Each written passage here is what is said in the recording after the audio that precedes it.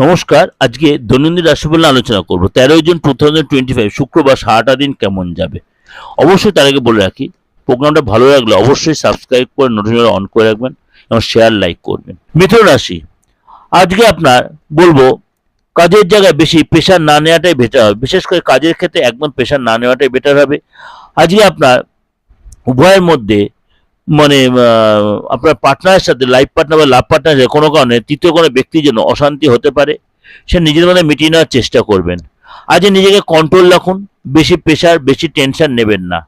আজকে কোনো ব্যক্তি আপনাকে ভালোবাসার অফার দিতে পারে এবং আজকে আপনাকে সাহস করে সেই অফারটা আপনাকে ডিনাই করতে হবে। কেউ আপনার ভালোবাসার অফার দিতেই পারে, আপনার যে ভালো লাগে অবশ্যই তাকে মানে সাহস করে ডিনাই করতে হবে।